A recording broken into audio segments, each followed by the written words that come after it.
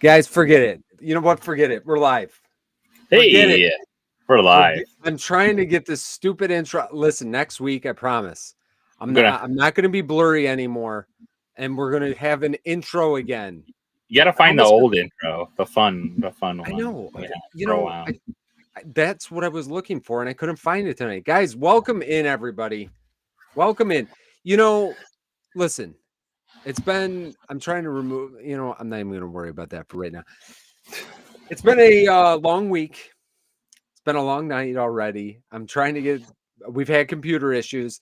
Yeah, John's late once again. Big surprise. I know everybody is astonished right now. Yeah, so whatever. Hey, guys, welcome in tonight. I'm going to say hi to some of you early folks here. I'm going to say hi to Josh. Josh, hello. I mean, you were second on the I was the earliest folk. You were one of the earliest. David was right before you and on my end of the screen over here. So, David, hello. Josh, once again, hello. Pop Funko UK. Wow, that was almost a big Freudian slip right there. How are you doing this evening? Holly, hello. Hi, Shy Guy. Hello. Susan, hopefully you're having a fantastic Thursday. Ace, good to see you again, my friend. Jetman, hello. Jeremy Knapp, how are you doing? Monster Pete, Pedro, I've actually picked up your box today. You sent over a gigantic box. I'm assuming it said for the charity. So I picked that up today. Macklin, 22 months. We've almost made it 2 years together. Let's try to get there if we can. You know what I'm saying? It's a struggle. It's a struggle to keep us all together. Funko for 1 month. Michael, how are you doing this evening? Brian, hello. Magma. Where are we, Magma? 27 months? 27. We're over the 2-year mark. Congrats to you and to me. I'm going to give us both congrats on that one. Evelyn, I hope you're having an amazing evening. Essie Mom, Pipsqueak, David, Barry, Jeremy again, and David again. Guys, welcome in. Happy Thursday to everybody. Guys, listen, we don't have to flood the chat, but am I blurry for you guys too? Am I still blurry? I mean, flood the chat with blurry Vince. Flood the chat with blurry Vince. Am I still pixelated Vince again this week? I thought I had it figured out because I've been plugging the camera into a USB hub. And tech, hopefully you're having a good evening as well. Usually I plug into USB hub. I moved it straight to the computer. And I think we still have issues, so it is what it is. We're just going to have to deal with me being out of focus. So, Josh, how have you done this week? How's the week going for you? It's almost over. Is it your weekend? Yeah, it is the weekend for me. Yes, it is the weekend for me. It started. Now it starts. So, is it off to a good start? I guess so. Yeah, I mean, it's PFO night. It's always a good start. So, but yeah, we had a good, fun auction last night. I tried the surprise set. So, how did it go? It went well. I mean, we had a small crowd, but the people that came out, I appreciate everyone that came out. I see Brian was in here. He came out. A couple other people that some of the regular people seen come out, and we tried it out and we had some fun. I like it. It moves along pretty smoothly with the tool. I like the built-in tool to kind of pick the. Do you use the wheel or the little scrolling thing up and down? It's almost like the brake system. It's pretty much. That's why I watch. Listen, I watch a lot of brakes, so I'm very familiar with it. Yeah, so I think that works really well with it, and also I like it. Then has it already on the printout for them, what one they won, and everything like that. So it's easy for me not to make a mistake and actually put the wrong number on someone's box, like they picked round 12. But they picked box 27. I accidentally put 27 instead of 12 or something like that, so I think that's fun. It's different. I don't think it'll be the same for everything. But I see people doing it all different ways. So I don't know what's up on what not. Yeah, anyway.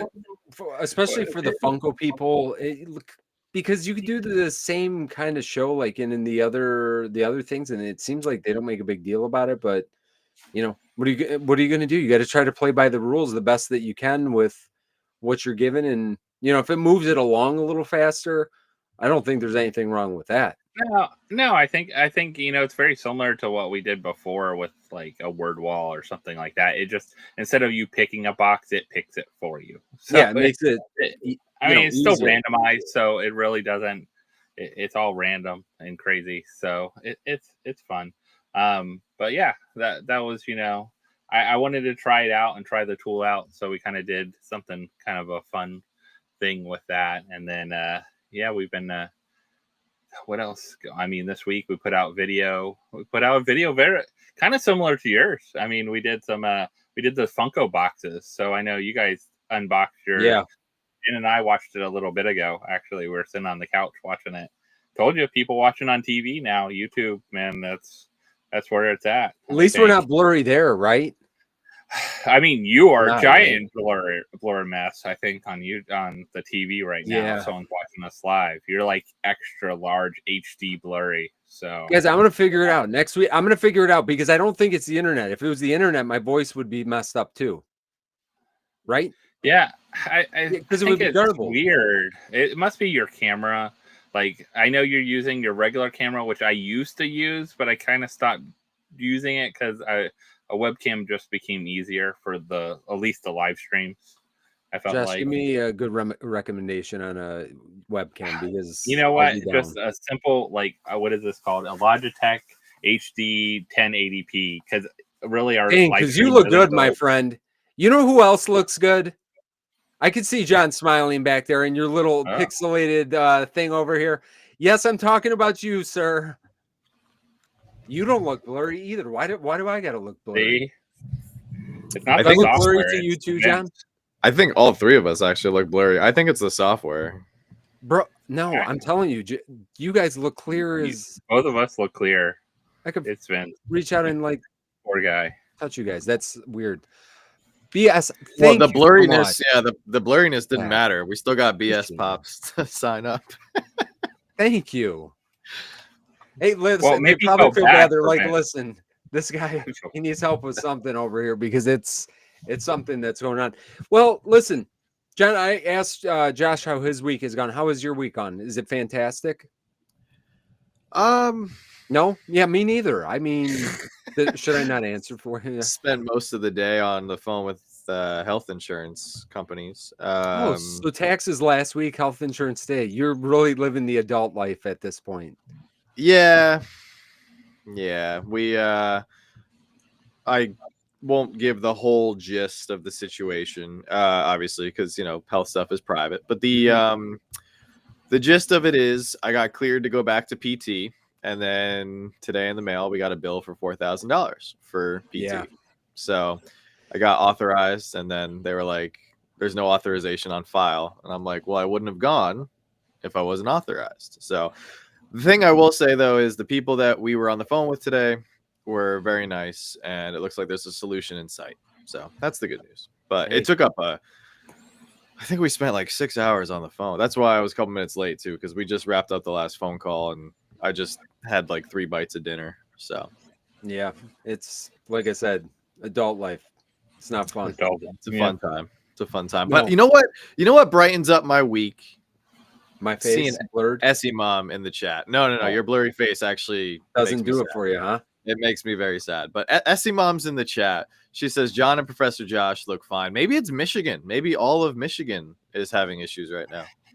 You know, I'll be honest with you. I thought about that once or twice, but I think that it might be just me that has the issues. I'm going to take up.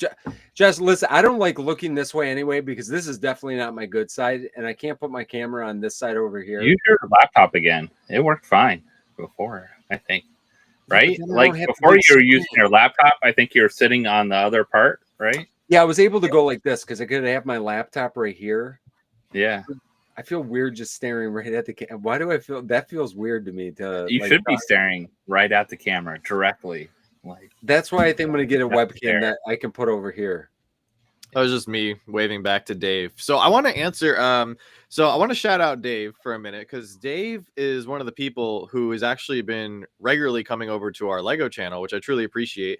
One of Dave's questions, I know he sent, and you're not the only one. A lot of people sent some questions over for specific Lego jargon, but I will answer this one live because I saw you just commented on our recent video from yesterday. A lot of people have asked, what does UCS mean? In the Lego world, that means Ultimate Collector Series. Those are the giant, obnoxious Star Wars sets that are super expensive. So that's what UCS means. The ones that, that the ones that most people can't afford. Most people can't afford. I think I said in the video yesterday that I was missing a few. It's because they're so expensive. They're so hard to save up for. And with collecting, and I know other people have challenges with this too. You know, when you're saving up for like, in terms of like, Lego, it could be like a big UCS set, or Funko, you're saving up for a big grail that's like $400, $500, $600, whatever. I've done this a lot in the past where I'm saving up, right? And then I see something that's much cheaper, and I'm just like, you know what? I'm just gonna buy that right now, and that kind of derails the savings. You buy this one instead of the really expensive one, and this one is just as cool, if not cooler. That's true too. So that's another risk when it comes to Lego. That's the risk you gotta take sometimes. Now, it's not always the case with UCS sets, but for instance, the R2D2 is a great example. Like, why would you go out and spend the $240 on the UCS R2D2 when you can get the $100 one that looks, like you said, just as good? Yeah. But they don't always do that. Like, for instance, right now we have the Venator on shelves, the UCS Venator. There's no smaller counterpart to get, Not yet. Well, they did a play scale one back in the day. They might not do Slave another one is a great example of a really good one that they've made. Some cheaper, more affordable ones. I have that, the anniversary one. So yeah, the good thing about a lot of different of like the mainstream Star Wars ships is they're gonna make multiple versions. If it's more obscure, they might just do the big one and a really small one, and that's it. So it's a gamble. But oh yeah, I just put in Juan because I accidentally hit number 2 on one of the insurance calls today, and then a lady started talking to me in Spanish, so I had to hand the phone to my translator, which is Joanna. We had to get it back to English. So hey, so guys, you guys pick up anything this week? I'll be honest. Listen, was it not slow, like amazingly slow this week in Funko News? Is there stuff I think it was good though. I think we need to have I'm not saying it's bad. I'm just saying like I started to really try to dig in stuff, and like not a ton really went on this week. I was worried they were gonna before the storm. Yeah, I was worried they were gonna tease another new NFT series, and I was kind of glad they didn't because I feel like we needed a break. Give it tomorrow. Yeah, I'm sure tomorrow. Yeah, I'm sure tomorrow. Imagine. If they don't, I will say this in regards to NFTs. If they don't tease a preview for Star Wars Series 2 tomorrow, they're missing out on. They're missing the boat because there's a window, and we're entering the window. I mean, they could wait another week or two. They could wait till we get a little closer. Tomorrow's only the 11th. True. Like they might have another drop. I think that before May 4th. I think they could have 2 drops. No, they could. They could do it. I mean, May 4th is on a Sunday. Do you think they'll have a Sunday drop? Well, no, they wouldn't do a Sunday drop. It would have to be that Tuesday, which I'm saying they should do it Tuesday before or after. They could do it Tuesday before. Yeah, so they should do it the 29th if I was. Yeah, so tomorrow might be the tease for Tuesday, which would be like the 13th. They could tease the following Friday and then really lay it out there. Maybe that's I think they might tease 2 weeks ahead. So usually it's like the 22nd. Maybe because they did the 1st of April. I think the next drop, if they're going to do one, might be the 22nd. But if they're doing a Star Wars drop on the 29th, then they might do something on the 15th. It just seems like almost like they waited too late. Like they usually tease it about 2 weeks before. Right. Yeah. Like the Friday. Yeah, because there hasn't been any leaks or nothing. Like no actually, leaks even. Yeah, you're right. You usually, you would think Well, that usually, wouldn't be like for- somebody will leak, like, "Hey, this theme is coming. Yeah, Like, Right. this this is the next card. theme Here's drop." something we saw. Something. So, a couple great comments here in the chat. Holly says her wallet has enjoyed the lull, and so has Mine ours. as well. Mine as well. I mean, Randy we picked spend up money other places, but Randy got the Tuscan Raider. I'm maybe guessing Tuscan Raider brickheads. That would be amazing. Drew Loves Pop says, do they have a Lego outlet? Not really. They don't. But since a lot of Lego sets are marked pretty high for regular retail, you'll see Walmart, Target, Amazon do discounts anywhere from 20 to 30% pretty regularly. don't you Plus, feel they're like it's kind of like the Funko stuff at this point? What? Not at this point. I think it's always been that way. You probably should never really buy Legos at full price for the most part. Oh no, it's gotten like very apparent. It's kind of funny because like the same trend in the Lego community, it was just mirroring what was going on in Funko for the last 2 to 3 Right. years. Like Lego sets typically would go on clearance 2 to 3 times a year, but you would never have what we had in the last 18 to 36 months, where you'll see a set like the January 1st sets from this year. A lot of them come middle of January, they were already 20% off Yeah. at Amazon, like Target, Walmart. Like, so that's I don't know. It's not as relevant anymore because things have changed. But one of the things I really thought about from last week, and I did considerable research into it for tonight, and then things kind of changed in the news, so it just kind of became irrelevant. But I actually did a deep dive into tariffs this week to try to understand how it would impact us as consumers, especially consumers of collectibles. Now, no political talk whatsoever. This is just me looking at facts, numbers, financial trends, and everything. Oh, the blue box Tuscan Raider. Oh, That's a great nice, pop. Randy. That's a hard one to find too. So in terms of tariffs, and now there's a 90-day pause, which is great, but they might come back, right? I actually think that it is not going to hurt us as consumers here in the Funko hobby specifically, because how many of you guys actually go to your local Walmart, Target, and buy a Funko Pop like right when it releases, unless it has like a hot chase or it's a cool variant? Like, I don't think people are rushing to the stores to pick up a common for 15 bucks. You know, you might go to a Hot Topic, use your hot cash. You know, you're waiting for discounts, right? But I don't see a lot of people going right off the bat buying one of those pops. So from that perspective, I don't think that would affect a lot of people. Let's say if pops went from $15 to $17 retail, I actually think that there would be a surge in the aftermarket, because now if people do not want to pay the overseas pricing, you know, the pricing of the products that are being tariffed coming into the country, now your best bet to continue to save money or to look for more feasible budget friendly options is to buy domestically. And where do people normally buy pops or collectibles? You know, you look at your apps like Whatnot, Macari, eBay. That's where I feel like a lot of us are getting our stuff for our collection anyway. I mean, people in the chat, like, please correct me if I'm wrong. Like, where do you actually get a majority of your collection? Now, this would hurt Funko. This would hurt the Funko shop for sure. Yeah, for sure. They would have to raise their prices, but that would just drive the traffic from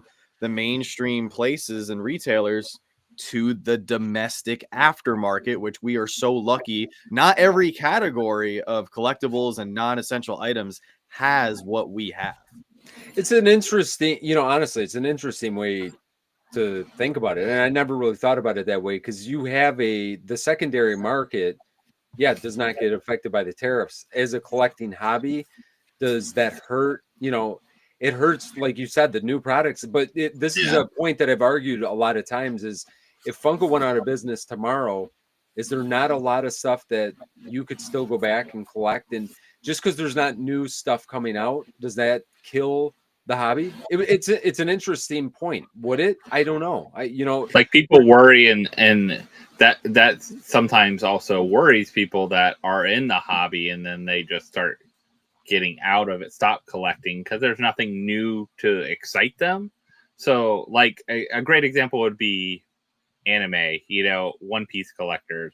If you're collecting One Piece and then they all of a sudden stop producing any more One Piece pops, then maybe you don't collect One Piece pops anymore. You know, like it. You could then, look at it then that I the think you could look at aftermarket- it that way, or like when they stop putting out as many sodas, it's like that pause that it's like, okay, now I can finally catch my breath and I can catch up my collection to where I want to get to. You know what I mean? Oh, And yeah, I think it can definitely kind of think go both ways. I think you know, what's bad is well, maybe it's not bad though.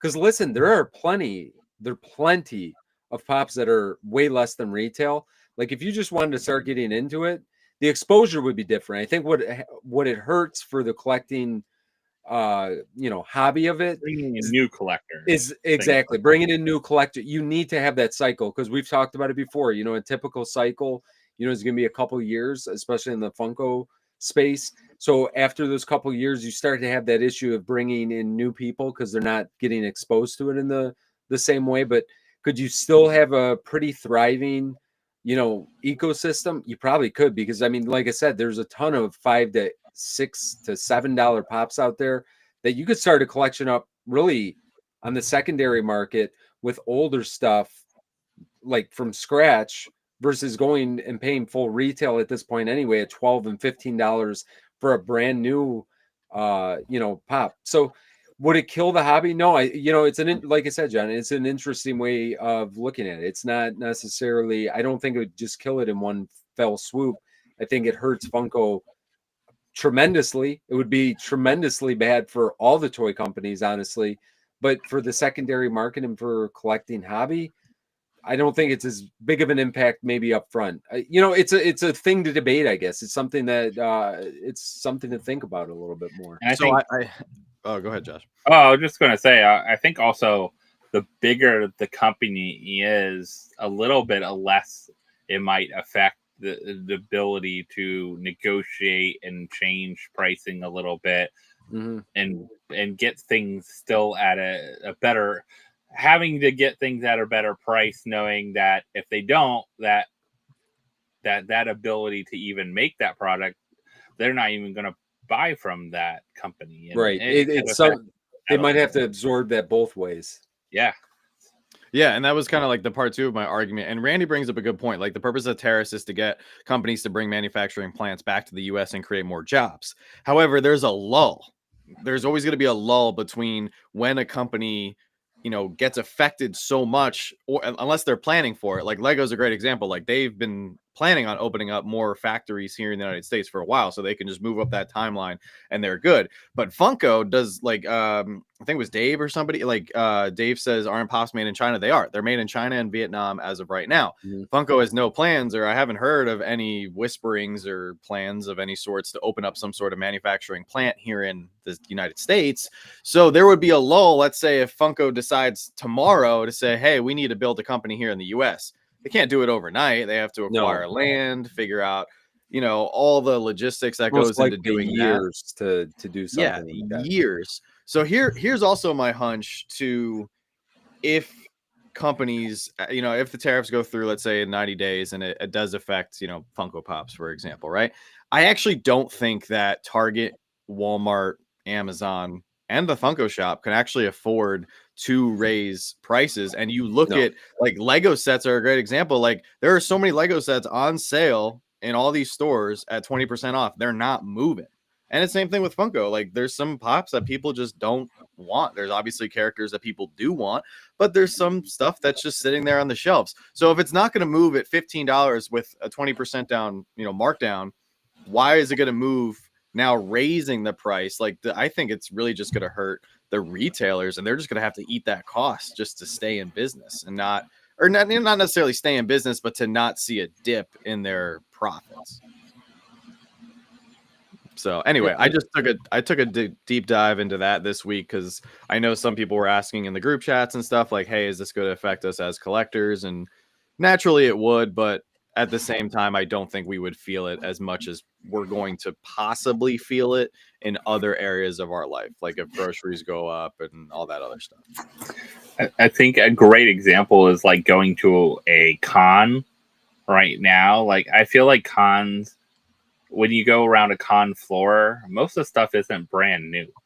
Like a lot of it isn't brand new. Now there's people that sell stuff that are like, that's the thing that probably is going to be hurt the most. The small companies that are buying large quantities of things that are made that just kind of selling them at a con and getting rid of. But the people with the collectibles like comic books and Funko Pops and, you know, maybe older Lego sets and things like that, I think it'll be interesting to see like how that market might also thrive a little bit. But the hard part is going to be if it affects more things. So it affects everything in your life.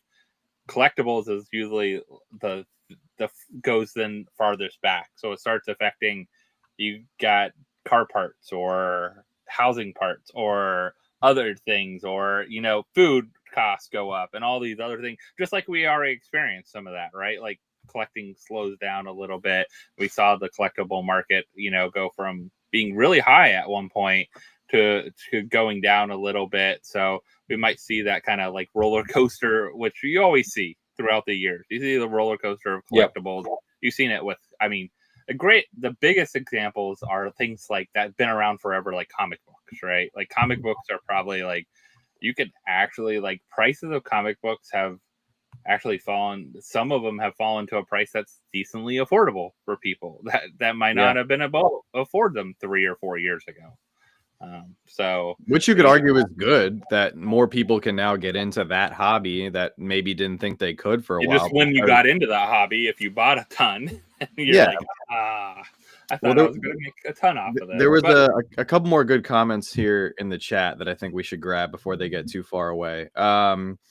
So Corey says, this is a great time for competition to rise up and take over the spot.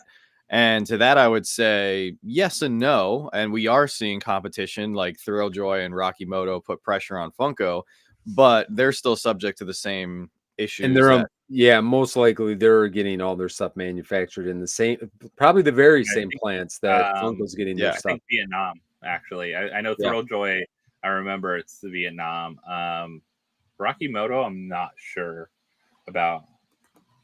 The only way I think they'd really put a dent, I mean, I don't understand. Well, competition, that would mean someone has to come in with a better product at a lower price point. And to Funko's credit, the reason that they're still thriving and actually not even surviving, like we just saw the numbers from last year. If you guys don't remember, like Funko is $1 billion company now.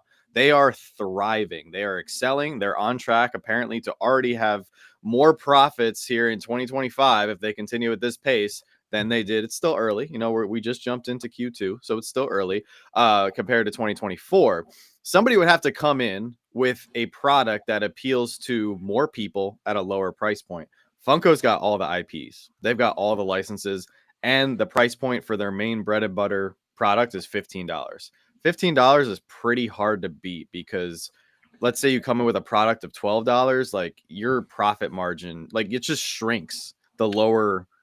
Well, especially, you know, if you're a new toy, whatever, you're not going to be producing as much right out the gate. You know what I'm saying? You're so buying 100 or 500. You got to build up your brand. You got reputation. Yeah, it's right. You got to iron out the kinks. It would be very tough, you know, either way. I mean, yeah, it'll be, you know, I've heard a lot of talk going kind of back and forth with everything, and yeah, it's all kind of scary time. Unfortunately, it's kind of something I think that, you know, it is what it is. I think we're gonna have to see how everything plays out. I mean, I seen some petitions trying to get them to leave toys and collectibles alone, because it is going to hurt some of these big companies, Mattel, you know, all of the big, you know, we go right down the list. It would hurt all of them. Mattel, yeah, Hasbro, Mattel. I mean, all of them, and you know, a lot more. So hopefully they'll figure it all out, and we can come to a good understanding and a good conclusion that, you know, everybody's unhappy with, because usually when you get to a good solution, it's one that nobody's happy with. We're not going to be happy. They won't be happy. And that's usually when you know that that's where we're kind of supposed to be at, is when nobody's happy. Do you know what I'm saying?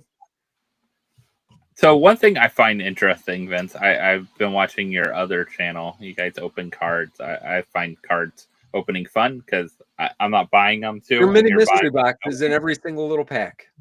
Yeah. So, but I think it's so interesting, like how much cards, like I used to collect cards growing up a lot, and then I stopped probably, I don't know, like high school and stuff. And I collected a little bit after that once eBay came, or so like Magic the Gathering and things like that. But I think it was really interesting to see like how, I know how much some of those card boxes packs cost now, but how intricate like the things are they're building with them. But crazy to see like how little some of the costs, like aftermarket costs on some of these are, even with like, they're so nice. They have the jersey piece in them, they're autographed, or all these kind of things. They're even like limited to like 100 pieces. But then you pull some, I've seen you pulled a great card, I think the other day with your son, and it's crazy. It is that like far off hit, but it's so weird. Those are so well done. Like it has to take like a lot of effort to be able to do a piece of his jersey, or a piece of different patches and different things they're putting in all these cards and parts of them. It's such a unique market now that they've changed to make these more expensive crazy packs. But it's definitely different than when I was younger. I mean, like all hobbies really, when we got through the pandemic, and it's really when things changed big time. I think, really the Funko Pops, we saw what happened in, right at the beginning in 2020, and everything ramped up. And, unfortunately, like, especially with, really not just with Whatnot, with TikTok, with all these other platforms now that we have, it was a perfect storm. It really was a perfect storm, especially for all these hobbies. Like when you see the way that card boxes are now, and the way that, and we won't talk about, but it's just as the collectible thing in general, there's just such a different way that people do business now. It's not like it used to be. You see, just real quickly, in the like card boxes will come out and they start to go up like within the first week. And now with the way that they break cards and do that kind of thing, like people start to value certain things, and you'll go from a $250 box one week to a $350 box the next week, to a $500 box the week after that. It's kind of like they still have that, where you still got that pressure of like, the best part, really for me, the best part of the Funko Pop hunting in the store was always, missing out on something. And then really you were kind of at the mercy of the secondary market then. And like card stores back in the day used to just kind of, it was $150 box was always $150 box. Now it's like, if you don't get that box on that opening weekend, like or pre-order even. Yeah, it's great. It's crazy. That demand goes up and everybody gets a piece of it. The people that are selling, I'll be curious to ever see. And I think you know what? It's actually kind of a good point. Actually, it was piggybacking on either something Josh, you said, or John, you said, I think like for the tariff thing and the pricing of stuff, like things start to increase. For the last con, it's a good example. Like I used to get a little bit of everything in every con. Do you know what I'm saying? And it's not so much that I've gotten just much more selective, which I have. I mean, we can't keep as much as, we used to, just because we have so much already. But like was completely okay with getting the $25 limited piece Tin Man. But like everything else, I'm like, you know what? I can do without this stuff. So I think if we got to a point where, let's say they had to raise prices, like there's certain things, hey, listen, it can't be 15, it's got to go to 20. There would be things that I would probably still pick up. It's going to make me more selective. And, I think that, again, on Funko's end, like they got to do a better job of giving the customer, then it kind of helps us in a way. I think it helps us in a way, because I don't think people would be buying at a higher price point unless there's justification, either a limited piece or, something that pushes, that demand a little bit to make us go out there and spend a couple dollars more if it came down to that, speaking with the tariffs and stuff like that. So I want to jump into Marcus had an interesting comment here. He said, saw Funko stock is down 20% from last year. Also, didn't they say collectibles will raise by 50% of retail price? Can you talk about those two things, please? I think we should. Because let's just jump into the first part here. Because Dave said he also just checked his portfolio. Funko is apparently down 47%. I think everybody's kind of down over their flat. Market has been. We've had the biggest. Yeah, we just had the biggest dip in the market since before the Great Depression. So, if you look at Funko stock was actually at an all-time high as of February 5th, where it was trading at $16 a share, and now it's currently at the moment at the close of the stock market today. It was only going for $4.60 a share.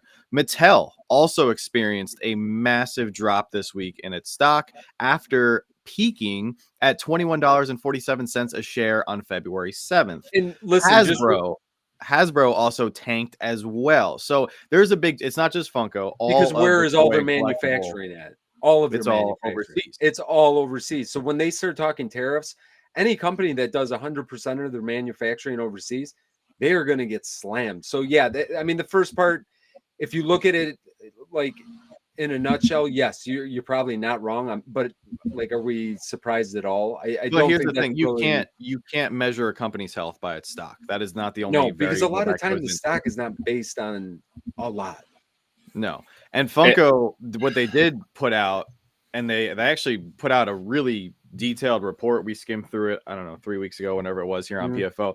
There was a couple critical things that Funko did in 2024 that suggests long-term health, and that's why Funko is actually on Forbes or somebody's list. There was like Yahoo Investments. It was in the top 30 companies that they were expecting to see actually boom a little bit in stock price here in 2025. And some of the key things that Funko captured in their own 2024 recap report was they paid down a lot of debt. They got rid of a lot of excess inventory. They streamlined sales direct to consumer. Like, they're doing a lot of things that are promoting health and longevity of a company, and they're focusing on putting out products that people want instead of focusing on products that are just, they're just putting it out just to put it out. So that's why I think it's going to be a good year for them. To address the second part of your question, I don't know what you mean by, didn't they say collectibles will raise by 50% of retail price? Yeah, I think that might just be speculation you saw somewhere, because the only thing that Funko has said in regards to raising prices is that they may be charging slightly higher for pops for cons with adding a hard stack. And they also rolled out the breakdown of all the limited edition pops that are going to be tiered pricing, which we did cover extensively here on Pop Force 1 and on our channels as well, which I still think is very fair for the low piece counts that they are promising to put out starting in April. Oh, it's April. They haven't put out anything yet. So maybe we should be getting a limited piece tomorrow on the Funko shop. That would be exciting. Maybe that's what we're going to get leaked tomorrow. It would be nice to get something, because we didn't, like I said, we didn't get a ton of anything like super dramatic this week at all. Which, once again, I think is okay, because if you have every week where they're just dropping, like collector fatigue. I prefer it this way. There's times that it gets overwhelming. There's times that over the last couple of years it has gotten overwhelming, where you're trying to like go through all the weeds to like figure out, what should I be focusing on and doing that kind of thing. So I think it's completely okay. I'm hoping that we do get an announcement tomorrow for the next NFT thing, because honestly, I enjoy the NFT. It's kind of, and also like I feel like that market, if they don't come out with something, it's kind of gotten stagnant right now, because there's like the last drop dropped so much, like in prices and that, like people might be going after other things like maybe the Avatar or the Toy Story set and things like that. But that April Fool's one kind of like killed the market because of the prices, even being sold out so quick. It just like those prices dropped immediately, and now are like $10, $12 below retail for the premium packs. And the Grail, I think, is even at, what is that? Like, I feel like you can get it $60, $70 like for a 999 piece.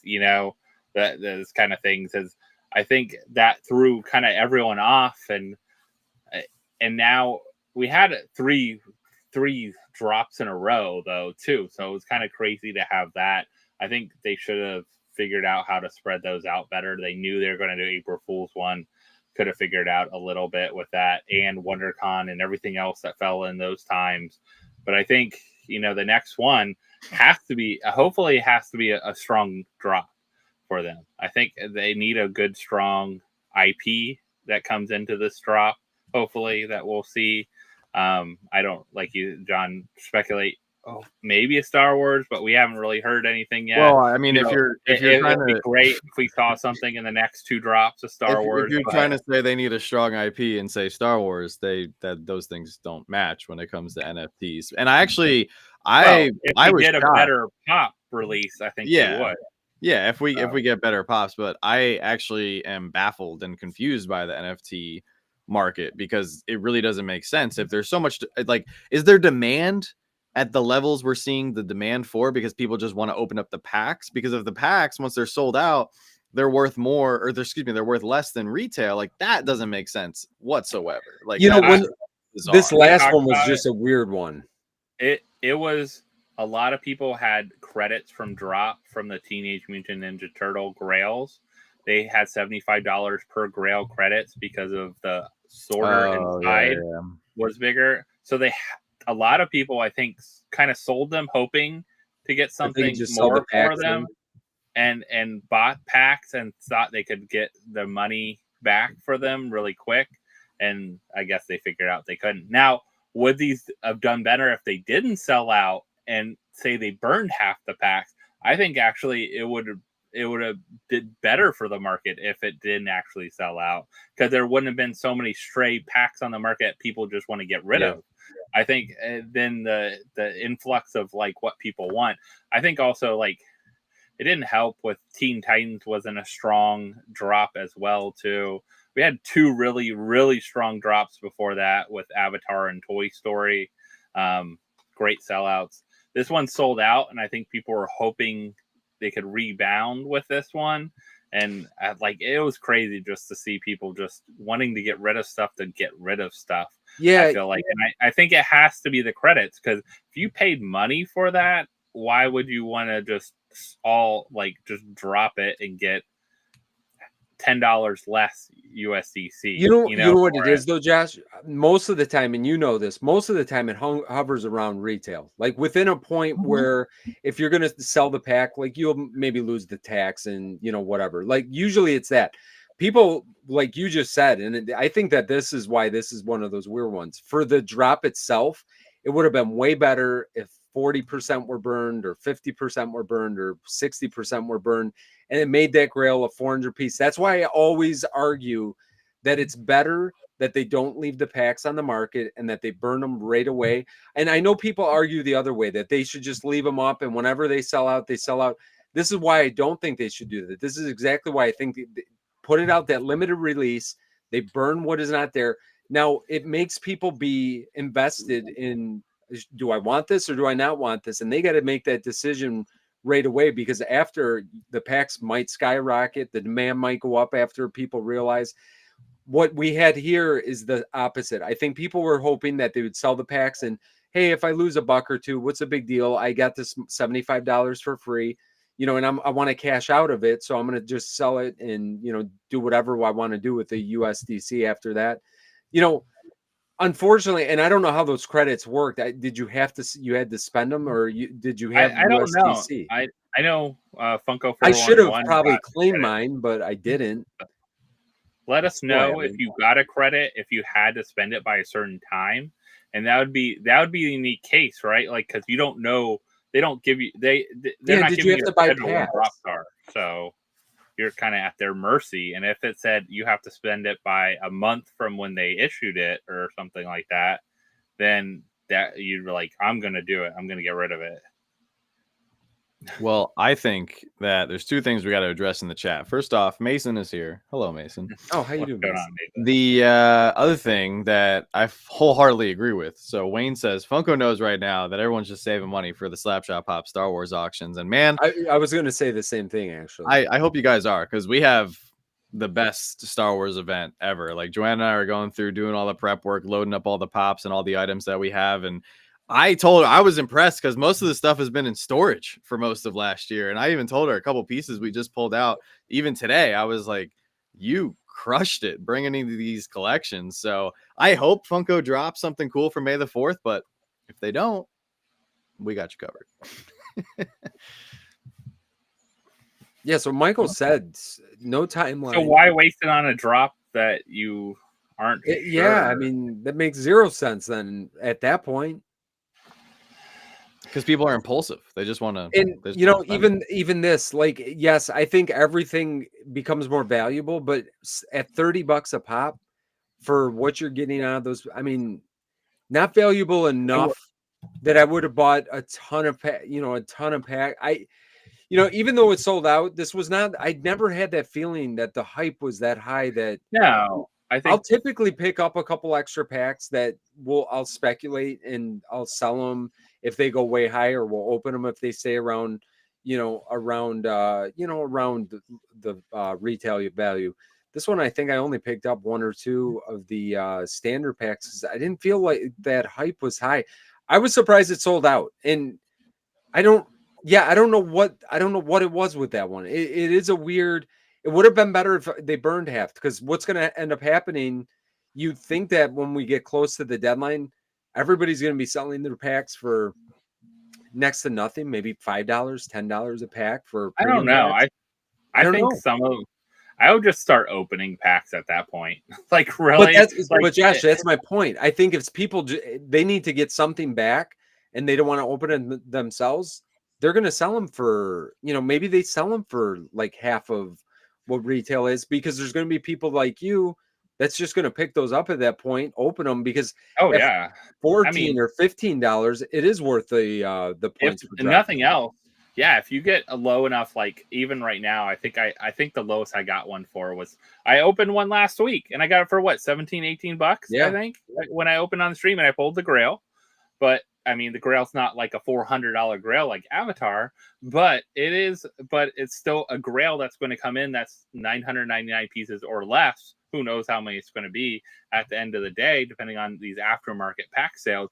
But also, all these cards, like someone said, Drop Arcade is still count toward that. So if you get a series coin, that's usually 85 cents to $1. Any epics you get are $1 or above. Like, those markets are going to set no matter what after the drop is cleared. The drop stops and those kind of things happen. Those prices, people gobble those up if they're going to compete for the next arcade set. So that round 2, it's pretty stagnant right now. So if you go in there, there hasn't been a ton of movement. I've looked at my account. I don't think I moved up or down. I think I've been pretty stagnant. I think you'll see a stagnant for a good while now. I do too. I think that the days out or something it's gonna be like an eBay auction. Everyone's just gonna place their highest bid at the last 5 They're going to be seconds. sniping at the very last second. And I mean, here's a good. Thank you, Pip Sweet. So yeah, if it's only applicable to the pack purchase, address upgrade, and redemptions, I guess that, you know what, maybe that is why that one sold out. Maybe it's just people trying to cash in their USDC, buy the packs, they're going to flip them, get straight USDC that they could purchase whatever they want at that point. But okay, that makes a lot of sense. It's free money. Essentially, it's free money for them. So yeah, exactly. I mean, unfortunately, you could have got better free money if you probably would have. I would have just bought other things. I would have just went back and bought other older packs or other things but I guess you couldn't, because it's credit, not USDC. So I mean, I guess that's the only way you can go back and buy it. So you're going to take a hit. So you didn't get physical USDC. If you can only, it's basically, it would have just been sitting. You can only use it on a drop. Right. And I bet you any money. I mean, that sounds very plausible. I mean, in seeing that sounds very plausible that's why they happen. And unfortunately, it's going to hurt the drop a little bit, because The Grail that would have been kind of cool if that Grail would have only been like a 400, 500, 600 piece. But instead, I think what you said, Josh, I think people are going to be getting those packs for very cheap, and the people that like opening packs for half of retail, I think we're going to find a lot more of those, and it'll unfortunately be a higher piece count than it could have been. And I'm saying unfortunately, I guess whatever. I guess it doesn't matter either way. The piece count reflects demand. Yeah. I mean, you're going to still see not a crazy, but it's not going to be as low as something that had a 30 or 40% burn, unless for some reason 30 or 4% of this aftermarket packs just don't sell. People don't see the value. Like the people that that's buy what I'm stuff, saying. Don't you think they'll drop them to the point where they're like $5 a pack then? Before you take nothing? I mean, I'll grab up some. I know. That's why I'm saying. I think we'll get where people will just gobble these things up because the price will just keep on going down as we get closer, because you don't want to walk away with nothing. If you got a $75 credit and then you gave that all back, like I think you're going to want to get something at the before you cash out. Yeah. Who did I see? I saw there was did I see the new Darth Vader? I did not. Unless it's was there a samurai probably one? the glow one, the black and yellow one. They Which announced one? it a couple weeks back. I did not grab a which one call it that? I did not grab a slide of that one. Remember the it's like kind of retro looking, all black with the yellow streaks on it. You mean all the samurai looking? The samurai ones, yes, the samurai ones. Yeah. It was a Star Wars Celebration, right, for Japan? Yeah. Did they do a Vader? I thought it was Kylo. They did Kylo. No, no, maybe it wasn't that. It wasn't for. There's a Vader. There's a Vader. Was it for? There's a Vader. Here. I'm looking right now. I found it. Oh, here it is. It was a glam shot on the back of the box. First, it's just a box. Yeah, part of the box. Okay, that's pretty cool. Yet, that's actually pretty cool. I didn't see that one. I'd probably pick that one up. Honestly, as far as Vaders go, that's pretty unique. That stands out amongst the rest. So that one actually might be one that I get. It's better than the Kylo, the Rey, and what was the other one for Star Wars Celebration? Was it a Trooper? I forget. Did they do a Trooper with the cherry blossoms, like the figures, the other figures? Oh god, I did not like that. Someone did that. See that one? Hasbro or something? I did not. Black Series, maybe? I didn't like Series one. I didn't like that. Somebody else said, Corey said, I want some new kind of Star Wars. I'm right there with you, Corey. Give me something fresh. Give me something they've never done before instead of doing variants of stuff that we've gotten before. Yeah, we're waiting patiently. Oh, Mando. Oh, yeah, Mando. Wasn't it Mando with... Mando. How could I forget about Mando? Yeah. He was holding Grogu again. That's right. Fair enough. That one wasn't bad. Listen, I've got a few slides. Let me pull these fantastic. I just got a glimpse. I was scrolling through all these pictures. I just got a glimpse of that lazy Project Red. That was the first one we're going to talk about. It was the first thing I wanted to bring up. First one with we got a chase though going on again. You got chases going on. 1 in 10, which means what? Only 75. With a blinking eye. A blinking eye. There's only 75 blinking eye Freddies, though, John. A Freddy Funko that only 75 pieces. That doesn't interest you at all? Not this one. You don't like? I think this is kind of cool. The price point. Isn't it like $300? Price is too high for it. $295. I unfortunately would not pay more than $50 for this. Guess you get free shipping. Hey, actually, it doesn't even matter if it was free. I still wouldn't want it. All right, John, are you being for real right now? I am. I just think it's the pinnacle of laziness. Like, come on, like they can literally do anything in the world. Like, they're doing exactly what I right one. Whatever. Don't say they're doing exactly what I want them to do. No, I didn't say that. I would not have said that. I have been preaching creativity, uniqueness, make it special. Okay. Like this is I thought these were done with. I really didn't think we'd see anymore. I thought they were done too. Let's say this was a $20 item with a 1 in 10 chance of chase, and it's smaller. And it was this big. If it's like mystery mini size, feels like this big, maybe. pop just size. about this big. Like come in a little box, nice little figure. I would get them. For me, I think vinyl. that this is A pop vinyl figure.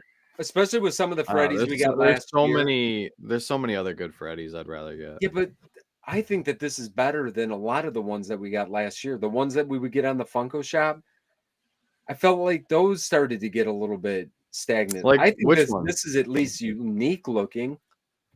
What is unique about this? It's literally classic bow tie Freddy.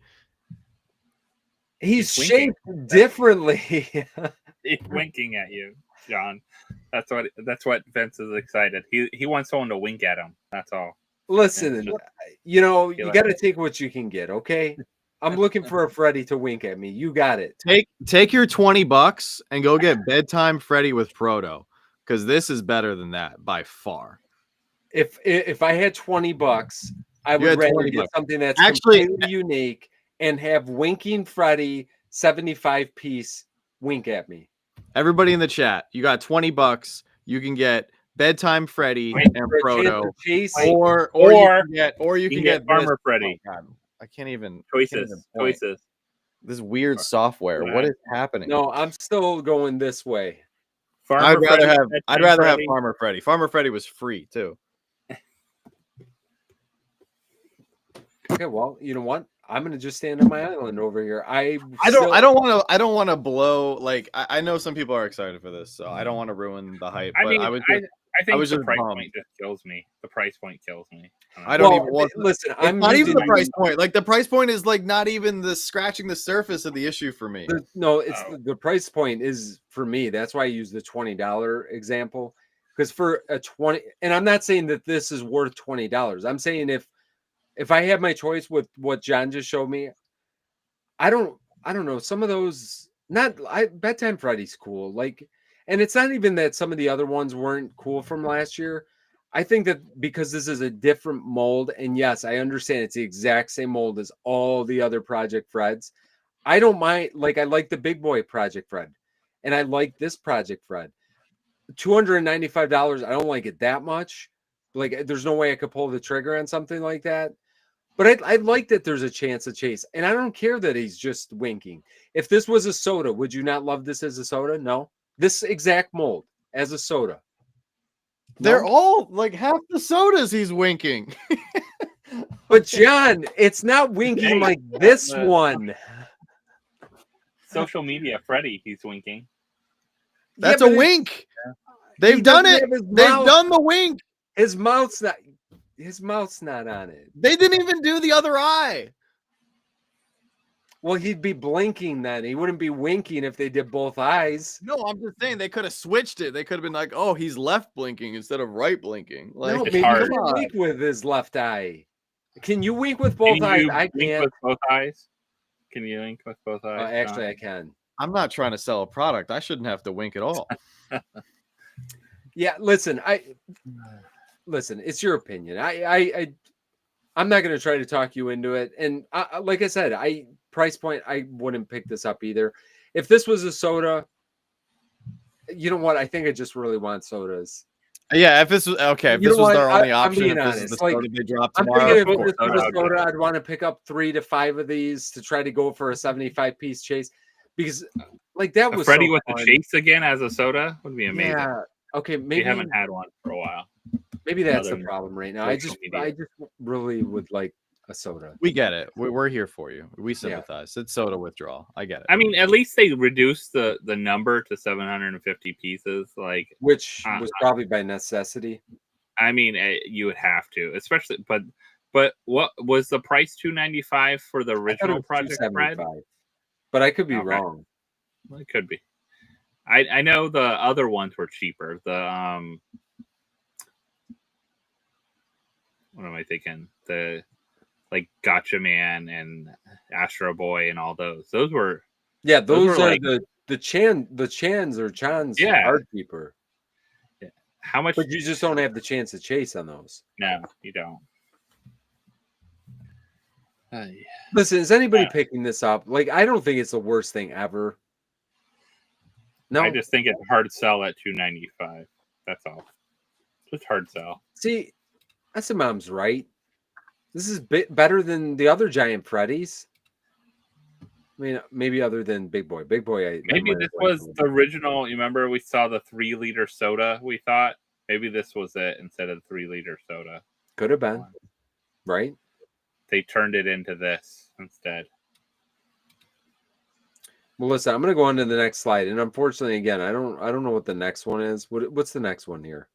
Oh, yeah, the Jolteon. Actually, John just went off the screen, and I was going to ask him if they picked all of these up, or are they just collecting the 10-inch ones?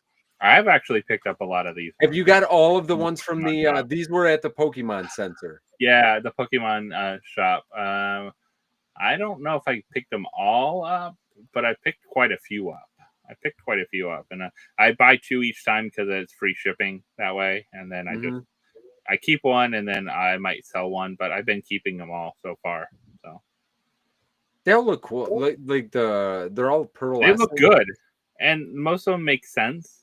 Yeah, and the boxes are really cool. I like how the boxes are kind of have that shimmer to it, them, and everything like that. So, I mean, I think they're good ones to kind of just keep for a little while and put away, and then people will be looking for them later. Pokemon's not going anywhere. No, I think that Pokemon always has that chance of that resurgence, especially with the Funko Pops. I mean, when you see some of the stuff that the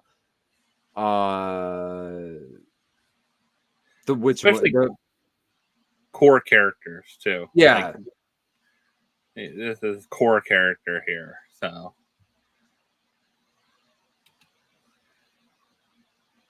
This is on the Funko shop. If you do not have a Meijer near you, did you find one at Meijer? Did you go? Did you go find one in heck store? Heck yeah, I did. So. Actually, I found it when I was looking for cards, to be honest with you. And Meijer usually has a good selection of football cards. And Leonardo, I went the day that Leonardo dropped. They actually had a nice, fresh. It looked like they got 2 cases of them in, because there's probably at least 16. You know, maybe there was 24. I don't know if there's that many or not, but yeah, they dropped this in the store. I picked it up then, but it's on the Funko shop now. You know, and it's this is one of those things that, you know, I've kind of said it before. Like, I went out and got this the day that it dropped at our local store, and that was it was actually kind of cool to see something on the shelves the day that they were supposed to like hit the shelves. It was kind of cool to see that. But like, because you can just get it on the Funko shop too, like, it's a little less fun, but you know, I had it like a week or 2 before everybody else. I mean, got that. Yeah, I think it's kind of, and this one's a weird off one to have. Like, is it weird to have this just one at Meijer's? Like, are they going to have others in the future, do you think?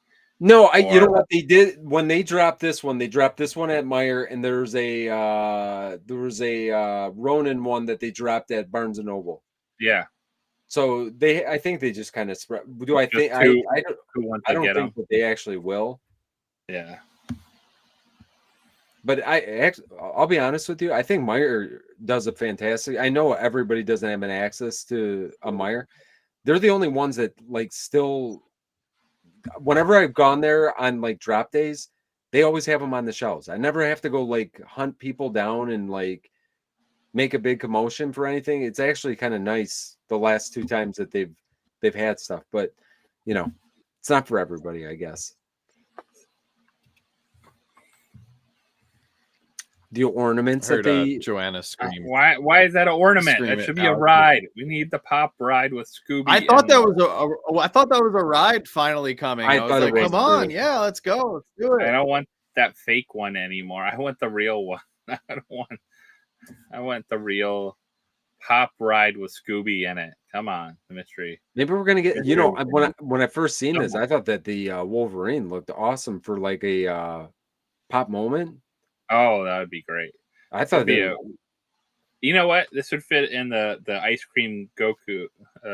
Yeah. This would be a cool con pop, right? Go on. Really? Yeah. Scooby too. I think both of these would have been great pops. Like the molds here, they haven't made in pop form. Like this kind of mold. Like, make it. Why aren't you making these in pop form? Come on. I do have several of the ornaments. I do love the ornaments, to be honest. The ornaments are cute. We got the pop moment. They showed this a while back. I was kind of surprised that they did another Harley. Well, I guess I wasn't surprised. They did. That's like it's actually our fourth Harley Quinn, I think, from the animated series line. I mean, Who these else is were on the back of that box. Is that a new character? the one on the right. That's Ra's al Ghul.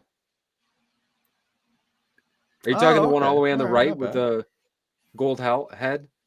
Yeah. That's Ra's al Ghul. You got Riddler, Harley Quinn, and I couldn't. Ra's al Ghul. Okay. I remember when they announced, like, this is my jam right here. The animated series is definitely. With that being said, I don't think I'm going to get the. I'm probably not going to get this one because it's too much room. Like, this is already going to be overload for this set. Was such a nice set, and it keeps on growing. But they're doing a good job with it. Like, we got Two-Face a couple years back, which was a really cool pop. I think it was a hot topic.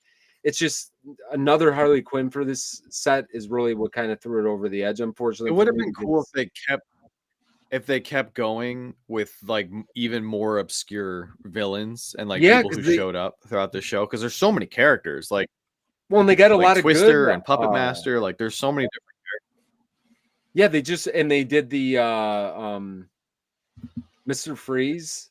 I think they did. Yeah, I think it was Mr. Freeze. They did last year. Yeah. Where he's holding the little. with Nora. Yeah, with the Nora Freeze. Yes, that was so good.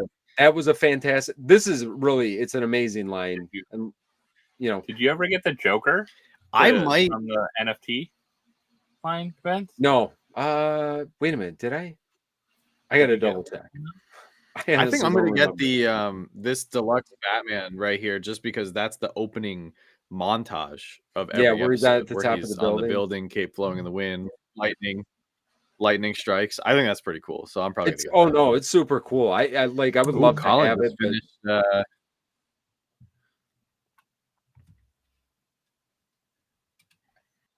Next up, what else do we? Oh, we got the Luau Stitch, the diamond Luau Stitch.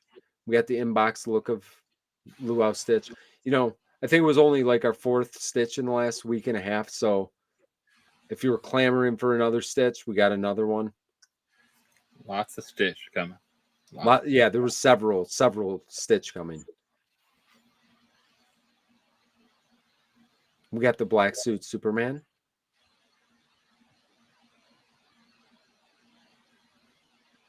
Did John freeze, or is he just really thinking hard about? I thought he would be like all excited about this one. I expected to hear something, but then I didn't hear anything, and he seems to be frozen. Shake your head twice if you can hear us. No, you can't hear us. So. Can't hear us. What do you think of this one? I mean, I guess it's all right. Yeah, I mean, it's a different mold at least, but it's not something I'm probably gonna buy. No, probably not. Probably not something I'm going to go after. I'll probably end up getting it somehow in a mystery box or something else, but probably not something I'll go after. I mean, really, I don't think I've really collected any Superman. No, you know what? I don't think I have. I bet you, and it's kind of weird to say. Sodas. Actually, the only Superman that I have is a 10-inch Superman. I think I still have. Do I still have the Superman chase? I had that one. Wow. I mean, that makes up for like at least 8 pops, so you're good. You're good. I don't know, my internet crapped out for a minute. I was in the process of saying, sweet that Colin finished his Lego AAT polybag. That's awesome.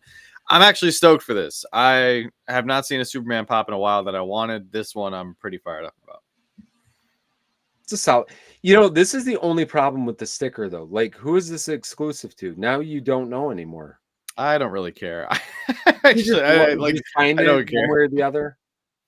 I don't really care because I want it for the pop. Like no. What I'm saying is, like, if you want to go buy this, you got to like figure it out now. Is what I'm saying. I will figure out how to buy this and then get 3 in mystery boxes. Well, okay, so you're expecting to get it the way Josh is expecting to get it then. No, I'm expecting to do the work and figure out, okay, it's a Barnes & Noble exclusive or Target exclusive or whatever. I'm sure it'll be available on the Funko shop. Probably just add it. Yeah, to a record. you're probably right. You're probably right, and I that'll just probably be the way I do it. I just heard a pretty loud thunderstorm outside, so that's probably why Hmm. the It's internet was probably why you're flickering. freezing up. Oh, perfect timing. I was gonna say I missed the comment earlier in the show. We did pre-order this, of course. We saw the moment live, which I was pretty fired up about. So big congrats to Ovechkin for breaking the record. You know, I saw not to talk hockey for too long because there might not be a lot of hockey people. No, there's 4 of us. Okay, well, 4 is enough. You know, I seen a kind of cool stat. Like they started showing like the guys that are in the NHL, like Austin Matthews. Austin Matthews, if he continues on the pace that he's on right now, would break the record in 2035, which he would have to play 10 more years and produce at the pace that he's at. They started showing some of these other guys where it's like 2040, 2045. Like it's almost next to impossible. I really thought like 20, 30 years ago, Gretzky's record would stand forever. I really thought that. I like, even though it became more of a goal scoring league, the goalies kept getting bigger and better. And I just never thought that we would ever get to this point. And to see him do this, it really was a pretty crazy, incredible. And you got to remember too. And I got knee deep in some conversations online that I wasn't arguing, but I was just like in the weeds, like reading and stuff and everything. And I was disappointed because some people were saying they were actually bummed that Ovechkin broke the I record. seen They a were lot of hoping, comments like that. yeah, He's they were Russian. hoping that Gretzky was going to hold the record forever. Which I mean, Gretzky was on the ice. I mean, he has always been just, you know, the ambassador of the game, so professional, just like the definition of class. And but people don't realize like Ovechkin broke the record in the hardest era of hockey in human history. And not only that, he went through 2 lockouts, COVID, he broke his leg this year and then still came back and, you know, continued to produce at, you know, his prime rate. Like it's just amazing what he was able to accomplish. And I think moments like this are really special in history because we need to champion people who defy the odds and do something extraordinary because it can be done. It's unlikely and we probably won't see it. I mean, who knows? But then again, like if Austin Matthews is perfectly healthy for the next 10 years, and you know, I think it would actually help if the Toronto Maple Leafs actually didn't make the playoffs and have several deep playoff Well, runs. they should be able to do that. I mean, that shouldn't be a problem. No, I'm saying if for, you know, for the likelihood, because remember the Capitals, they had some rough years before they won the like they would win the Metro and they would become first in the division, but then they would go to the playoffs and they would bounce first round. You know, so like yeah, obviously they won the cup in 2018 and they went all the way, but I'm just saying like to have a player be healthy for as long as you need to be playing at the pace of today's NHL, like it's grind isn't even the right word. Like it's just brutal night in and night out. So the fact that we got to witness Ovechkin do it is just so special. And then at the other flip side of the coin, like Gretzky's up there, he's with Ovechkin's mom, he's with Gary Bettman and everything. Gretzky's got like 76 other records. Like no one's ever gonna dethrone him. He's not hurting. Yeah, he's fine. He's fine. Okay. Yeah, I mean his assists. Yeah, if you go with his see Sir Bass put it too, but if you go with assists and points, like I'm pretty sure he's well over 2,000. It was probably like 2,100 and something if I'm remembering correctly. Yeah, something like I think that is going to be safe for a long time to come. It's going to be hard to, you know, you're going back to an era where they were scoring 150, 200 points a year, like legit. That happened a couple years. I don't see that. I don't see us getting back to that point. The goalies have gotten too good and too big, and the equipment's changed. And you know, unless they do something crazy like start making the goals bigger or something like that, we are locked into that. But you know what? Not to talk about my cards again, but I was happy to pull my cards back out. I have a beautiful Ovechkin rookie card that I need to sell now this year. There you go. I think this might be the time to maybe cash in on that. It might finally pay off that I kept it for the last 20 something years. And a crowd. And Poppin Stock says Ovi will play at least another year, so he will push the record to new highs. He will, and I think it's a safe bet to say that he will get 900. I see a lot of people pushing for him to get 1,000, which I think is a bummer too, because like he got to the top of the mountain, like why are we already calling for him to get to another mountain that no one's ever gotten to? Like every single goal from here on out is legendary, and it's just going to pad the record even more. I mean, Gretzky took it from 802 to 894. That's incredible right there. Like he broke the record and then added on almost 100 more goals to it. Is Ovechkin going to do the same thing? Who knows? I mean, they could go all the way. What if they win the cup this year? If honestly, I was watching these scenarios because there's other live streams that just do hockey.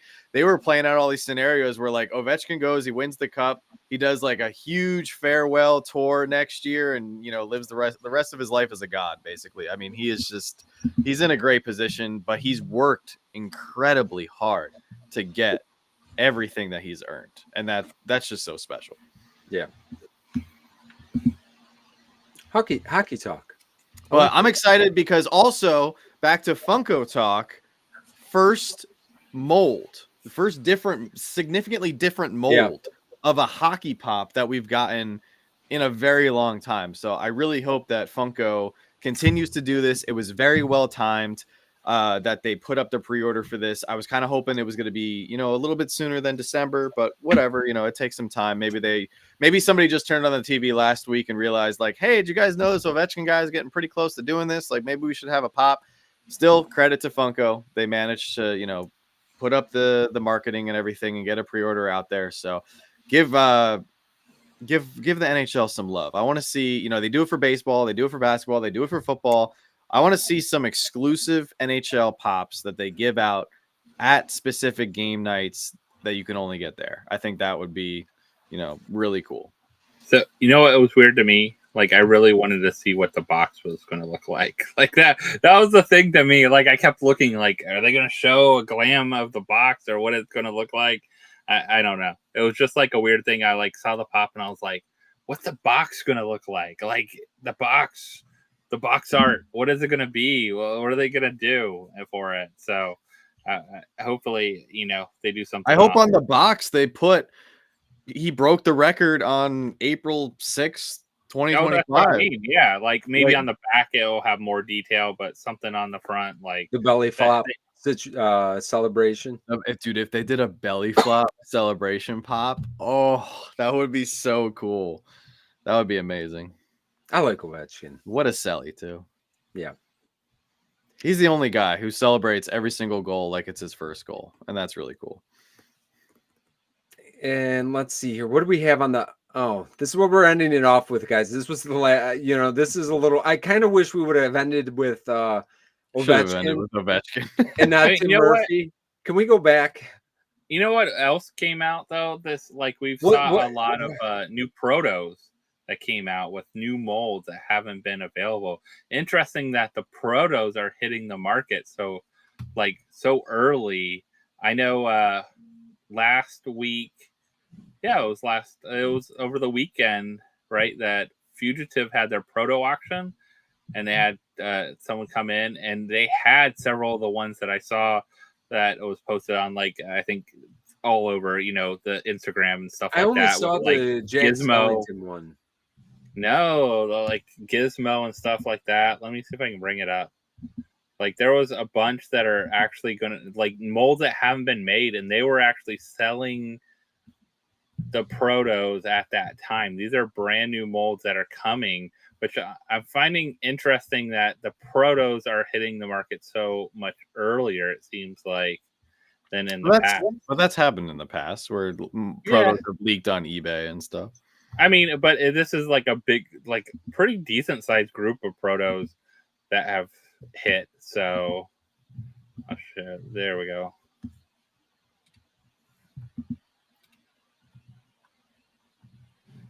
So you see, I saw this tonight. Yep.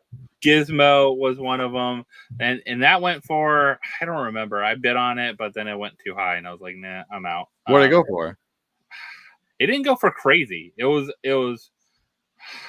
I'm trying to remember what it was. It wasn't crazy high, but more than I was willing to pay for a Proto.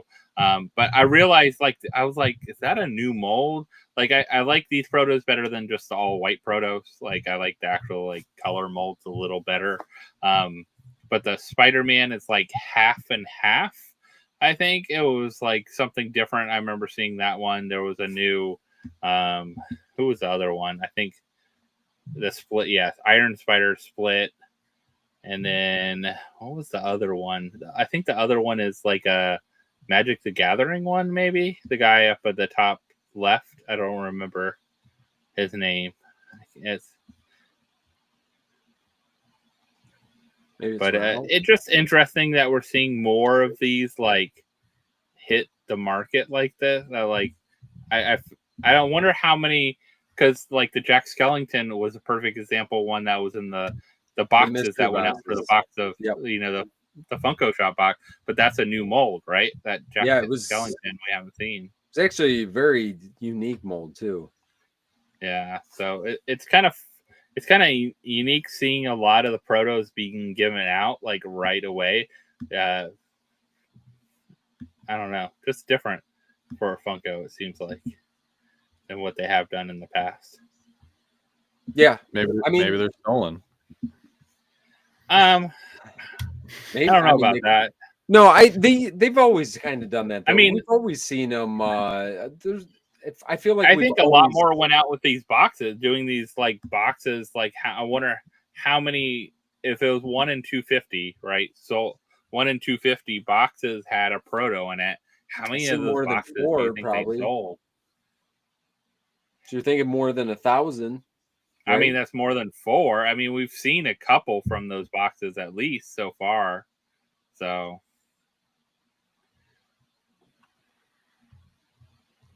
I don't know. I have no knowledge when it comes to Proto. No, Protos is not in my the only thing I'll say about Protos is I'd say don't buy them, but be very careful who you buy them from. Yeah, everybody and their mother has a 3D printer right now.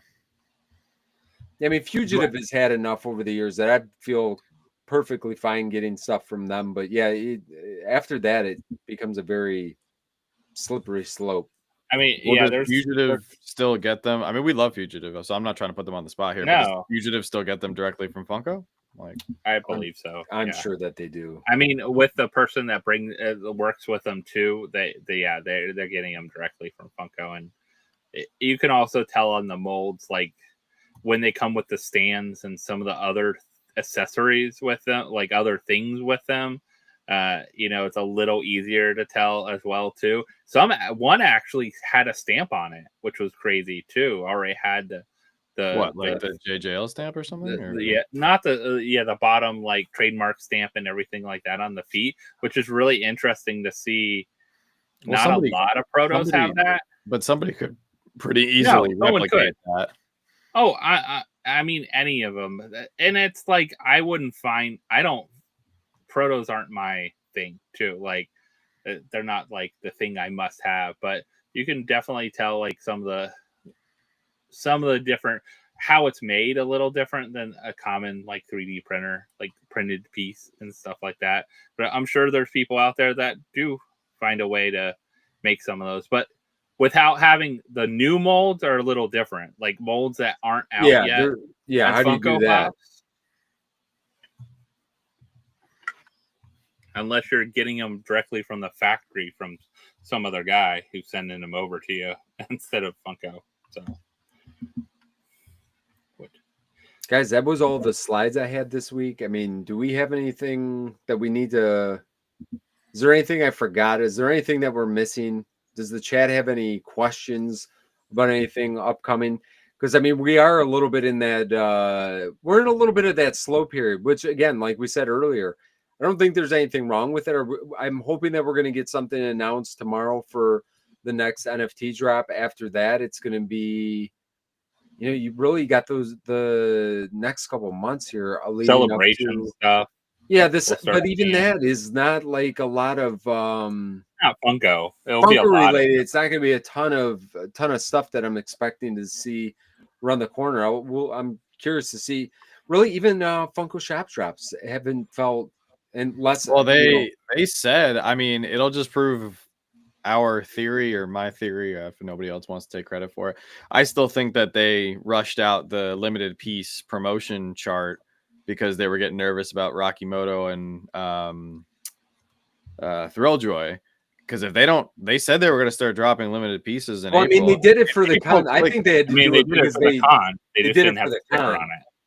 They already did the pricing. It would have looked kind of bad that if they didn't release it before the con and then started charging $40 for a regular size pop. I think that's why they rushed it out. It could be a combination of several things. I hope that we start, I would love to see that announced. I'd love to see a Friday announcement of NFTs and a Tuesday announcement once a that's month right. even. You know what I mean? Of something limited for the month. So Colin brings up a good point. Yeah, that was the other thing happening this weekend. So Rocky Moto's full launch with the Miniso stores is tomorrow. Yeah. Yeah. We actually do a video on it. We opened some up. We got some. Oh, nice. So I just found out that we have a store kind of close. I didn't even know we had a store in anywhere, but I believe we got a store close to us. One of the malls. Yeah, why? Who knew? Who knew? I didn't. I want to. Yeah, we have one at Florida. We have one at our Florida mall. I know they have some, but we ordered some when I just wanted to get them for retail and to check them out. So Shannon and I opened some up. They're fun. They're fun to open. I mean, it kind of is like almost like the soda fix that we miss opening sodas. So it's kind of the same idea right now. But I don't see us buying a ton of them or anything. But they like I said, they made one. They already made claim to one I want when Godzilla comes out. I definitely want to get Godzilla one. So and I think if they came out with like Japanese robots, that is my other one. If they come out with those, I'm like all for like the classic toy Japanese robot looking things. Yeah, we're not sold on them yet either. I mean, we might get one or two just to support Mike Becker, but have no plans to get any Thrill Joy. Not a collection of them going and stuff. I'm trying to limit like one-offs too much. Like we have a one-off. We bought the Statue of Liberty dumpster fire from New York Comic Con, and like that is special because we were able to get that in person. So there's like there's an experience and a moment tied to that piece.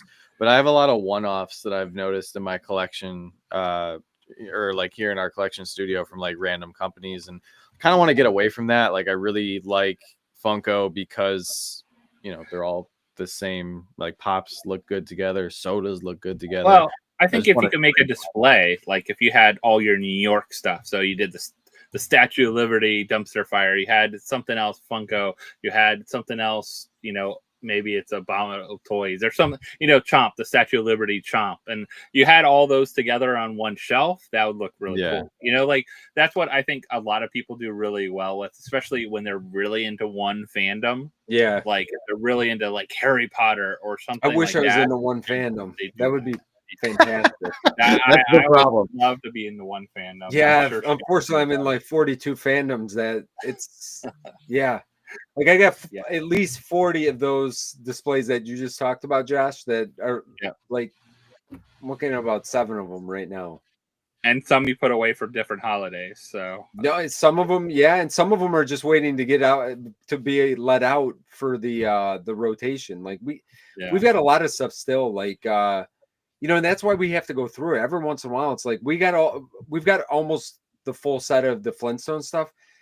I don't think we've ever put it on display, like because it never like gets rotated out with some of the other stuff. So that's I think where we start to have to make cuts here and there. But Flintstones is eventually going to make its way. It's not been able to take over the Looney Tunes. The Looney Tunes has stayed out. So, but yeah, we got a lot, man. When we start breaking it down, we do have a lot of different things.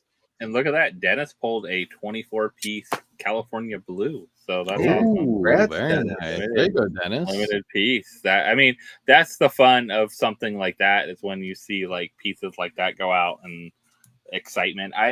That part of it is really cool with Thrill Joy, is like if you could see more of that and it becomes just like the card community, like that idea where a lot of those like 101s and special those cards, crazy hits. Yep. Yeah, the crazy hits are really where the excitement happens, and then that really drives market to buy your product. Really, that becomes like I mean, I think mystery boxes for Funko, really, that's kind of what pushed some of that to understand that there's value and that there's big hits and there's grails out there and that kind of thing. I think that whole thing, you know, it builds into that. Now it drives. Yeah. It's not like it's the only factor of it, but I think it does bring a lot of people into, hey, what are these all about? These are actually worth something, that kind of deal. You know, I think that's probably the first time that I was exposed, you know, whatever, 6-7 years ago, was maybe a video at some point where it's like, I didn't realize that, you know, these have value. So yeah, pulling something like a 24 piece or those crazy things, I think that's always good, especially if you can do that, you know, from the retailer. And that was the beauty kind of with the sodas. And I think that's the beauty with chases and that kind of thing as well. But yeah, I agree. Corey says 0 reason to be a brand loyalist to Funko. I'm pretty loyal to Funko and Lego. I mean, but I wouldn't be a brand loyalist to just one company. But I think, Josh, I think you do a good job. I actually don't like that style of like collecting where it's Yeah, just see, like, I do too. I'm here's- with Josh. I like that style. I think I've always been that way though. I've always liked too. to have A a mix. variety of things, a mix of things, because I mean that's the fun of it. I mean, because I have over there, I have a couple Star Wars pops out of box with the Star Wars biddies, with the Star Wars Legos, with, you know, like, and then I'll have another part where I have all my glow stuff on this one side. If you ever seen the picture of all the glow stuff, when we turn off the light, it like makes the whole room glow, it feels like. But you know, it's like, it's kind of fun like that. But the glow stuff is not just Funko. There's a Barely in there, there's a Chomp in there, there's a soda in there. You know, it's all like not just Funko Pops and things like that. So I think it's fun to kind of, if you can mix collectibles and have some fun with it. And that's the fun part of taking stuff out of the box as well too, is like sometimes you have the stuff in the box, but really I think some of the stuff needs to come out of the box just to enjoy. Oh yeah, stuff has I to mean, come out of the box for sure. I'm way too OCD. Like I like the way the pops are in box. I like the rides out of box. I like the sodas out of the cans and stuff. I don't know. I am a little bit more impartial to Funko, and I have a hard time kind of jumping in. That's why I never really got into designer toys. Like we tried. I tried getting into the chomps and stuff, but I can't do it. I just can't do it. No, and I mean, I get that. I mean, because even though I do like that kind of collecting, like there's definitely, I draw lines at certain things where, you know, it's got to be a certain style. Yeah, Designer toys are definitely, like, there's some really cool ones. And I like, you said dumpster fire before. I saw one from last year with the, it was like a Universal Monster one, like a Frankenstein one. And I think I'm going to pick that up at some point. I don't know if I can get it on a secondary market. I've never looked into it, but there's certain things that, you know. Well, you grabbed one of the Bareleys, right? Like I've got a lot. Actually, I have a lot of Bareleys. I have Skeletor. I've got 3 Skeletors that I'm looking at right here. You guys will see it in the room tour when I do it in 2052. I think it's. I really thought it'd be already. It hasn't happened though. I mean, I think that's just kind of the fun with it too. It's like, it's hard, and I know, John, you haven't got to build a lot of your Lego sets to have out too, and we have plenty that are still in our storage unit as well too. That we've been talking about putting, like, trying to figure out different ways to do our shelves to add things like that to it. To, like, one thing will be Funko, and another thing will be, you know, all the helmets from Star Wars, you know, and then another thing might be something else. So trying to, I think it's fun to look at too, because if, I don't know, sometimes I just don't want, I mean, I have a lot of Funko, like, up on the higher part around here, like from Marvel and that, from years of collecting. I built the shelves that are up there, but then I started adding all the mystery minis outside of the box around them and stuff like that, and some crazy things. But I think for me, like, I just have to cut myself off from allowing like another type of collectible into my heart, because obviously, like, we've gone very hard on Funko. You guys, most of you haven't seen it yet. Well, nobody's really seen our collection yet of Lego, and that's just, you know, it's a black hole. So we've seen the boxes. You've seen the boxes. You haven't seen what's in the boxes. Actually, we have to start going through. We have to start going through the boxes soon, because our insurance renewal is up. And they changed their policy where before we could just send them our PPG and we keep everything categorized and cataloged through Brick Economy. It's basically like the Lego version of PPG. Pop Price Guide. Yeah. So we have everything cataloged on there for our Lego collection, and up until 2025, we've been able to just send them like, here's our Brick Economy account, here's our PPG. Now they've actually they want pictures and videos of everything, every item $500 and up. So we actually have to go through our Lego collection. The Funko collection obviously is easy because most of this stuff is out, but we have to go through the Lego collection and start finding all the sets that are valued at over $500. Joanna and I were also having some fun the other day because we were scrolling through our account. We're like, wow, some of these have really jumped up quite a bit. We didn't think they were $500 that now they are. I actually have one predicament, and I'm really torn because of how much it's skyrocketed in value. So Josh, you mentioned like the Lego Star Wars helmets. I'm very excited because they're coming out with they just dropped the AT-AT driver helmet for March 1st. May 1st, we're supposed to be getting, no pictures or reveals yet, but we're supposed to be getting Kylo Ren, and who else is coming? Oh, Jango Fett. We're getting Jango Fett and Kylo Ren helmets.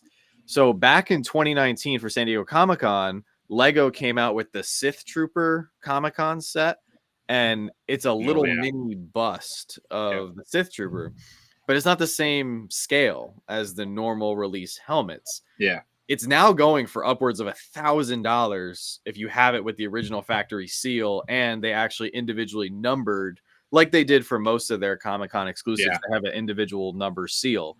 I got that for like $80, and I'm just sitting there and I'm like, if I sold it, I could knock off like one or two of these big UCS sets that I've been, trying to save up for. But at the same time, I'm like, this is such a unique item. I don't really want to sell it. Like, I got it for a great deal. I know I could probably sell it in a heartbeat, but it's just, it's cool. Will and you I ever get actually, it back? but at the same time, like I'm not going to build it because it's not the same scale as the other. I think you sell it. It's the bragging piece though. It's like I know. Like, but I would say it would be different if you're not building you it. got I it. think you sell. I think since you bought it, John, the box art is cool.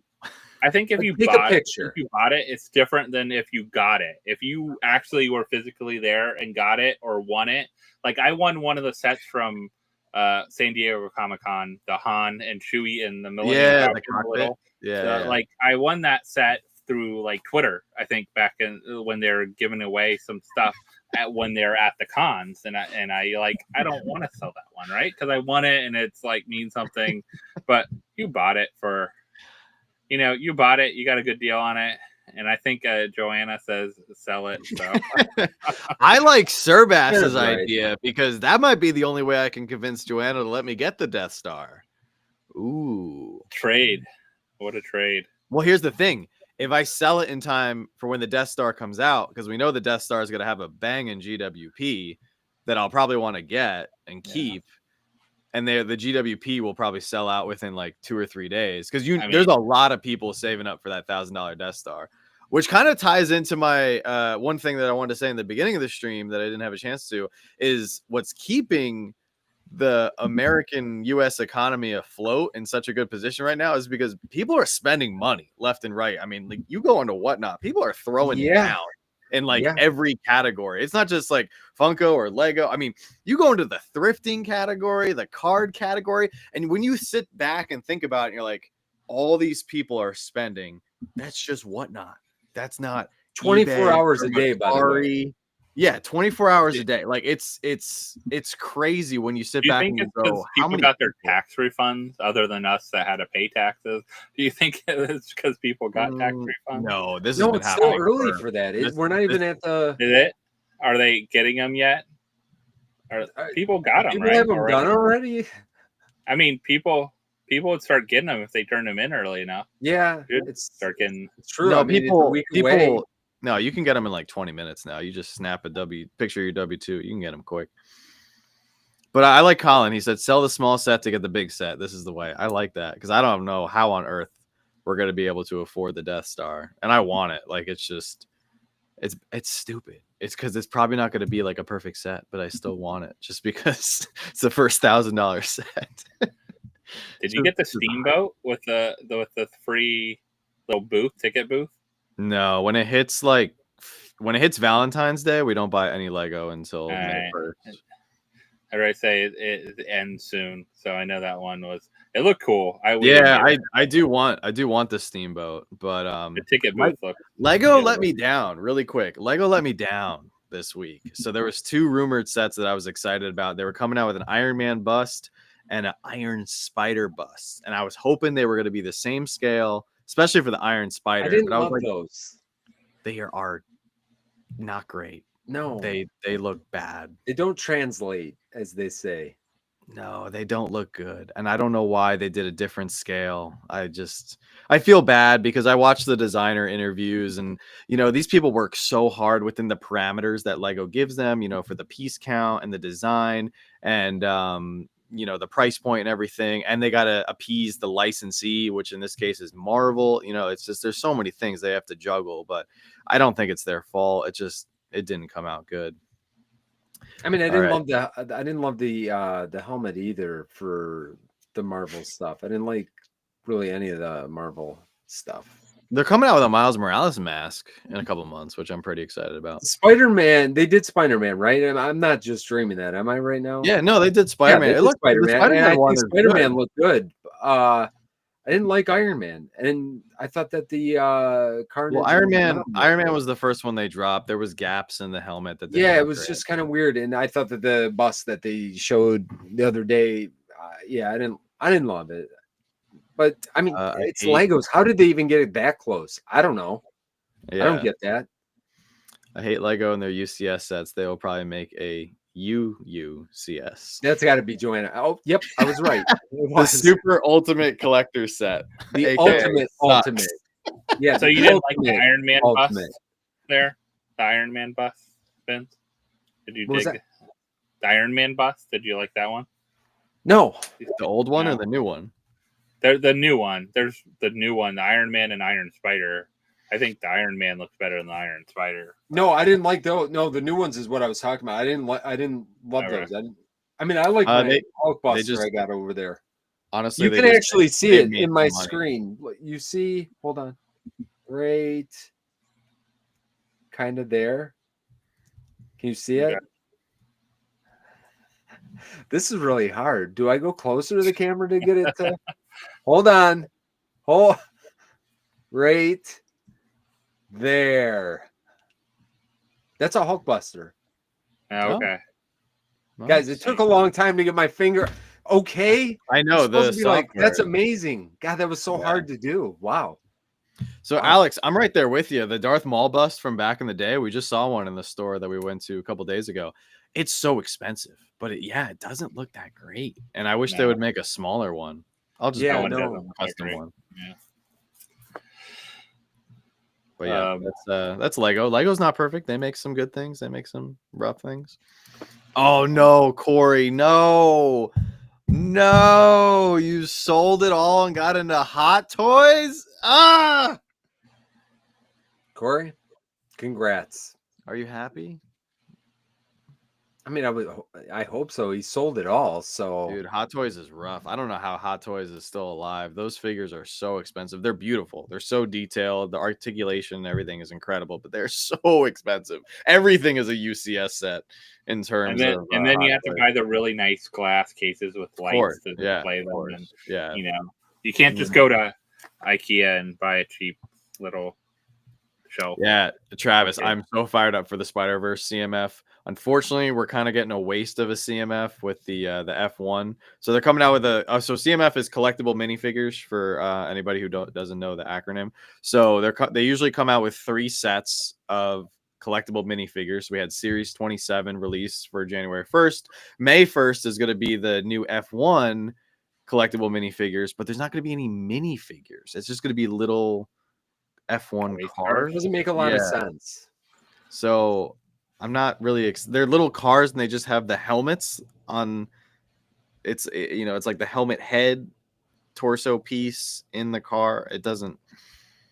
We love the CMFs, but we're going to be passing on that. I'm excited for the Spider-Verse ones. Those are going to be hot. But anyway, thanks for indulging me with some Lego talk.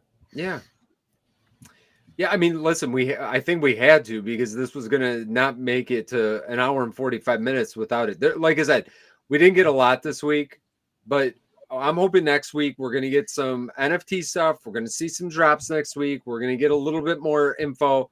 But I think for tonight, I think we'll wrap it up. Josh, what do you have coming up this week? Yeah, so Anything fun? we dropped the video yesterday. If you didn't check it out, just a fun mystery box from the Funko shop and some other goodies we opened, especially a surprise from Vince I got in. And then Oh yeah, what did I say? Friday we're doing Rocky Moto. So Rocky Moto launch. We did already our opening of some Rocky Moto, so we posted that. We might go out there too and check it out tomorrow. So, but we have at least, if you want to see what they look like and check out what we think of them.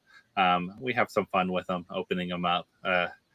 And then what else coming up? Some mystery boxes coming up, and we have kind of our garage sale, yard sale type thing on Whatnot next week. So I still have a bunch of Freddies that I had like over 100 Freddies for our Freddy Funko auction.